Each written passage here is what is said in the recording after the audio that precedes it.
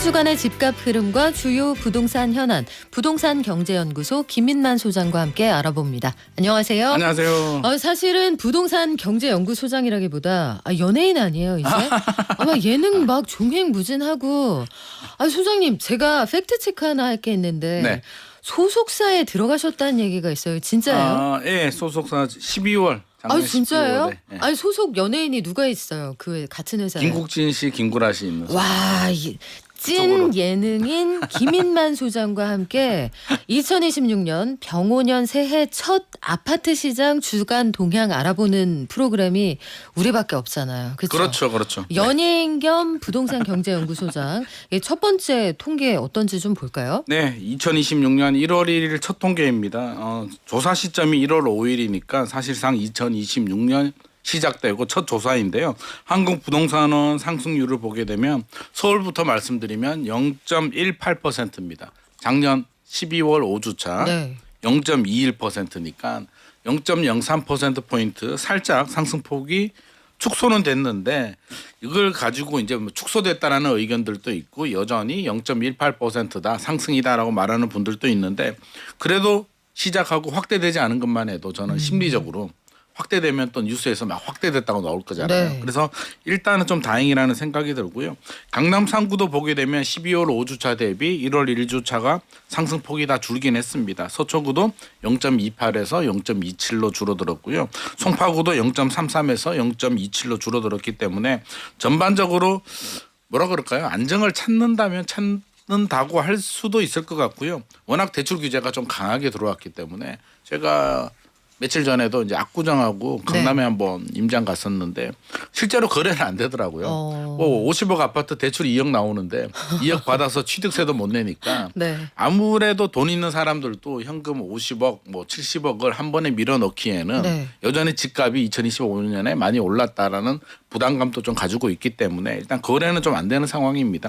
그런 전반적인 분위기가 이제 주간 통계도 반영이 된 것 같고요. 인천 지역 같은 경우는 대출 규제 영향은 크지는 않은데 0.05%, 12월 5주차가 0.03%니까 0.02%포인트 살짝 확대가 됐고요.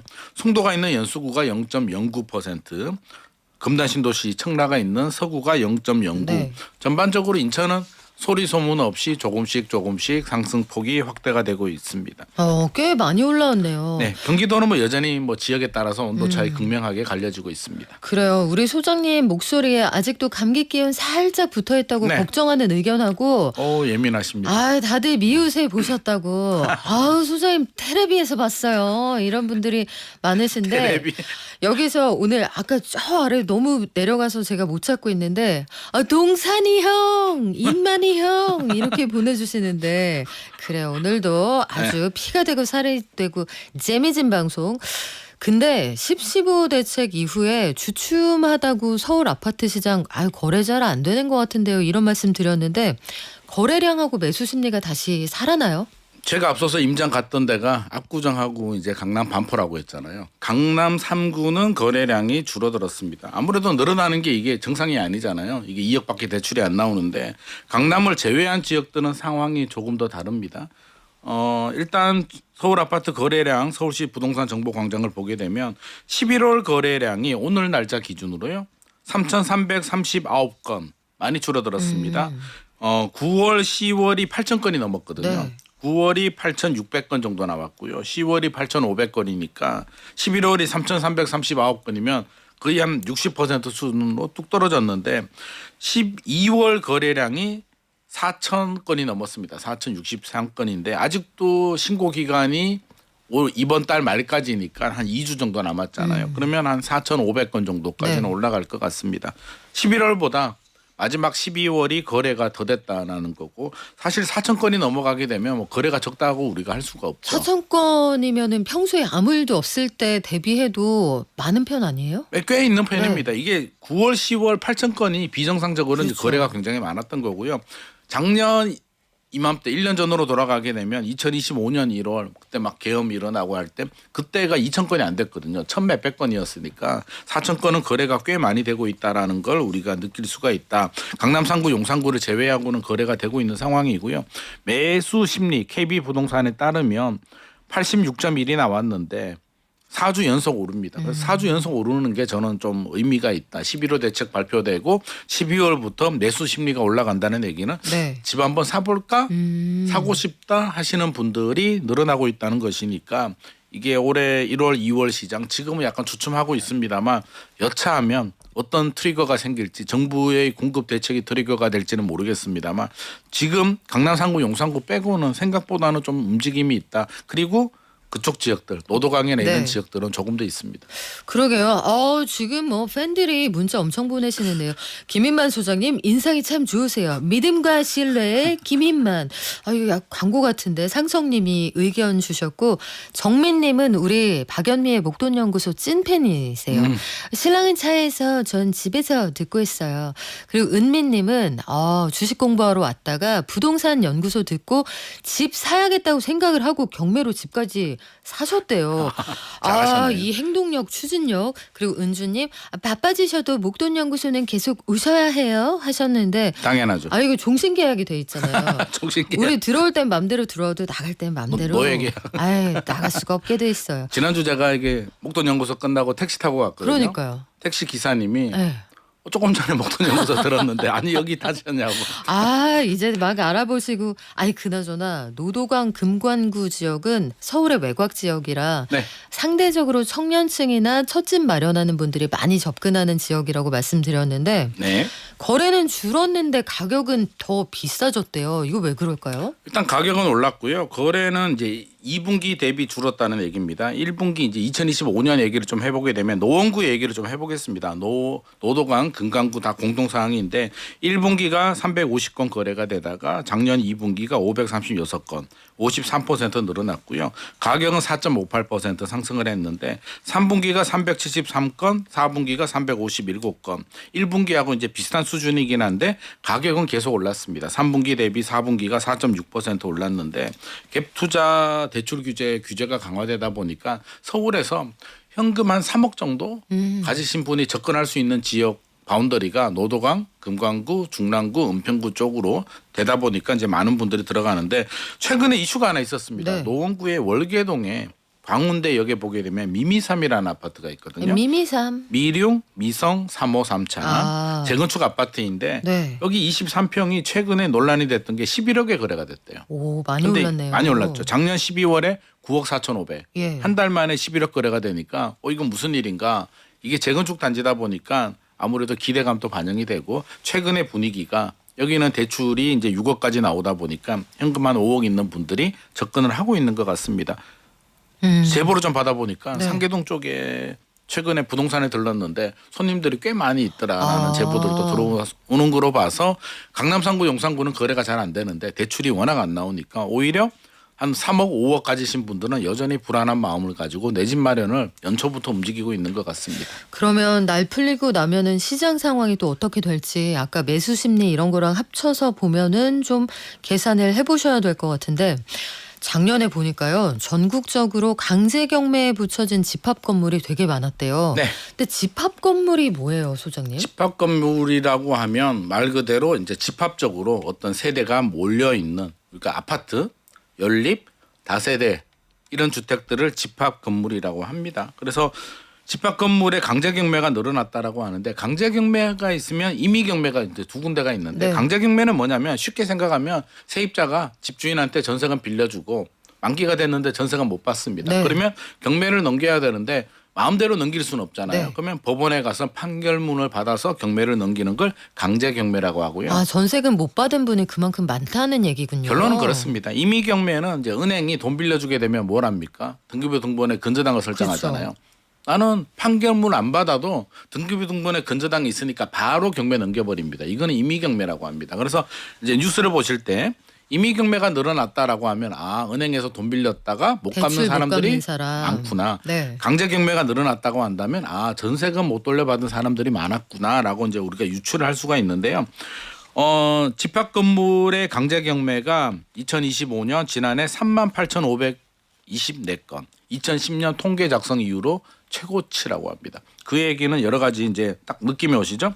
전세 사기나 네. 또 허그가 보증 낮추게 되면서 자연스럽게 역전세, 깡통 전세가 생기면서 결국에는 집주인이 이제 전세금을 반환하지 못하는 이런 경우들이 늘어나고 있는데 지역별로 보게 되면 경기도가 가장 많고요. 경기, 서울, 인천, 부산 순입니다. 그래서 수도권 지역에 여전히 전세금을 받지 못하는 분들이 계속 늘어나고 있다. 좀 안타까운 현상이기도 합니다. 네, 맞습니다. 영길님, 범주님 맞아요. 집합 건물이 칸칸이 주인이 있는 그런 건물들, 네. 대표적으로 빌라 같은 형태들 그런 거 맞는데 서울 아파트 경매 시장도 굉장히 불장이래요. 이거는 지금 어떻게 돌아가고 있어요? 또 경매 시장은 불장인데요. 지지 옥션에 따르면 이제 경매 건수는 좀 줄어들긴 했습니다만 5개월 연속 감소는 하고 경매를 볼 때는 이제 낙찰률과 낙찰가율이 있는데 낙찰률은 이제 제가 여러 번 설명드렸듯이 물건이 나오게 되면 새로운 주인을 찾아가는 비율이잖아요. 네. 낙찰률이 올라가게 되면 많은 사람들이 들어와서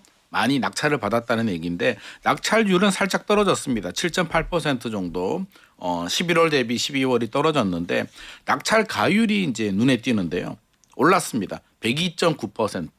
우리가 경매를 들어가는 이유는 좀 저렴하게. 그렇죠. 나는 그냥 금매 수준도 원하지 않아. 더 저렴하게 사고 싶어라고 해서 경매가 들어가는데 감정 가격이라는 게 있잖아요. 네. 감정 가격이 있는데 그거보다 돈을 더 베팅하는 게 많이 베팅할수록 낙찰 가율은 올라가거든요. 102.9%면 감정 금액보다 더 돈을 더 지불했다. 네. 양천구는 122%고요.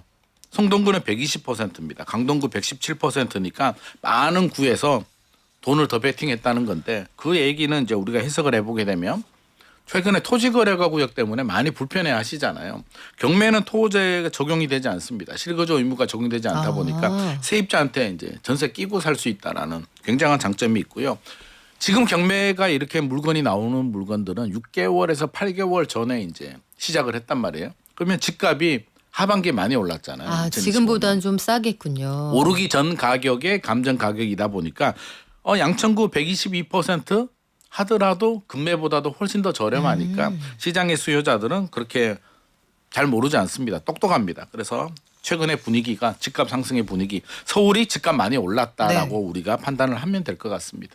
아니 그리고 강남역에서 그 서초역 쪽으로 가다 보면은 삼성전자 큰 건물 옆에 오른쪽에 빈 땅 있잖아요. 있죠. 아니 누가 봐도 야 여기 되게 좋은 땅 같은데 여기 왜 놀리고 있어 보면 롯데칠성 보이고 그렇죠. 그 옆에 작게 차지하고 있는 게 라이온 미싱이라는 회사가 갖고 있는 땅이래요. 근데 요거 이제 본격적으로 개발이 돼요? 이쪽에 지나갈 때마다 우리 많은 생각하잖아요. 거기 저 왜 땅은 이 노른자의 땅이 비어 있을까 저기 왜 싶잖아요. 개발 안 하지? 네. 막 생각을 하는데 사실 이게 개발이 안 된 이유는 사업성이 잘 안 나왔기 때문입니다. 아. 여기는 길 하나 사이를 두게 되고 삼성전자 쪽으로 가게 되면 상업지역이고요. 여기는 삼종 일반 주거지역이기 때문에 그래요? 서울시에서 어떤 계획적인 지원을 해줘야만 됩니다. 그런데 서울시에서 계획은 잡았어요. 이게 2021년에 서초대로 일대를 국제 업무 상업 중심지로 육성하는 도시 계획을 이제 수립을 하고 여기에 있는 게 롯데칠성, 코오롱 이제 이런 아파트들이거든요. 라이온 미싱. 네. 근데 이번에 라이온 미싱이 이제 매각이 됐는데 매각 금액이 좀 큽니다. 4,182억. 와. 5,363제곱미터니까 평으로 따지면 거의 한 1,600, 1,700평 정도 될 것 같아요. 네. SK가 가지고 있었는데요. SK D&D가 가지고 있는 땅을 코람코 가치 투자 강남 리츠가 구입을 했는데 이게 좀 특별합니다. 보통 우리가 개발을 하게 되면 네. 은행에 금리를 많이 주고 대출이자 많이 주고 PF 이렇게 가지고 그렇죠. 사업을 하게 되는데 여기는 리츠입니다. 그러니까 강남의 오피스 첫 리츠가 개발 단계부터 리츠가 개입된 첫 사례다. 그래서 부동산 시장에서는 지금까지 PF에 의존하던 게 여기서 잘 되면 야 이제 앞으로 이제 리츠가 활성화돼서 많은 사람들이 돈을 펀딩해가지고 이제 이런 그러니까 개발 n분의 사업이 1로 투자하는 거죠? 좀 그런 게 가능한 네. 거죠. 주식처럼 이제 그게 가능하기 때문에 많은 부동산 업계에서 관심도 가지고 있고 이게 성공할까에 예의주시하고 있는데 저는 뭐 이 땅이 워낙 좋은 땅이기 때문에 미싱 옛날에 이게 미싱 그건데 그러니까요. 이렇게 좋은 자리를 차지하고 있었다니 참 놀라울 따름이고 롯데칠성이나 이제 코오롱 또 여기가 개발이 되면 뒤따라서 개발이 될 것이기 때문에 몰라보게 달라질 것 같습니다. 그러면 이게 구 평수 기준으로 1,000평이 좀 넘는데 4,182억 원에 낙찰이 됐으면 한 평에 한 4억 한다는 얘기예요? 그 정도 되겠네요. 와. 1,700평에 4천억이니까 뭐 그 정도? 근데 요즘 성수동 또 평당 4억 뭐 이렇게 나오고 있으니까. 그렇습니까? 네네. 땅값이 어마어마하게 굉장히 많이 올랐습니다. 이런 상황 속에서 올해 1분기 분양시장 전망 궁금하시죠? 수도권에만 19,000가구 정도 분양이 된다고 하는데 우리가 관심 있을 만한 지역에서 많이 나옵니까? 일단 올해 1분기는 19,000가구 정도 나올 것으로 예상이 되고요. 서울에서 3곳, 경기도 5곳, 인천 2곳 정도 나오는데 서울에서는 신기로고요. 1분기는 그렇고요. 제가 소개해드리는 김에 올해 2026년 1분기를 넘어서 올해 좋은 게 좀 많이 나오더라고요. 네. 그래서 간단하게 소개해드리면 반포주공 1단지 1, 2, 4주고 DH 클래스가 이제 스타트를 껐는데 아마 하반기에 나올 것 같고요. 여기 나오게 되면 아마 DH 클러스터 입주하면 저는 원밸리 뛰어넘지 않을까 생각을 하고 여기가 있습니다. 8월 예정인데 예정대로 될지 모르겠어요. 예정보다는 좀 늦어질 네. 것 같고요. 한남 3구역 DH 한남 또 나오고요. 신반포 21차, 22차 또 한강로 아세 아파트 그리고 방배 13, 14구역 흑석 노량진 쪽에도 많은 물량들이 나오기 때문에 강남 3구 용산구는 분양가 상한제가 적용이 되니까 로또가 나올 거고요. 흑석하고 노량진은 로또는 아닙니다. 분상제 적용되지 않은데 입지가 워낙 좋기 때문에 또 내 집 마련하시는 분들은 관심을 가지셔도 좋을 것 같습니다. 그래요. 올해 스케줄 체크를 해보시면 도움될 것 같고 지난해 정비구역 지정 완료된 서울의 민간 재건축 재개발 정비사업장에서 한 10만 가구는 공급이 될 거다. 이게 서울시가 계산을 해서 한번 발표한 적이 있잖아요. 네. 근데 이게 시간이 얼마나 걸릴지 이게 관건인데 일단 예정대로 잘 될 것 같은지 그거부터 한번 예상을 해볼까요?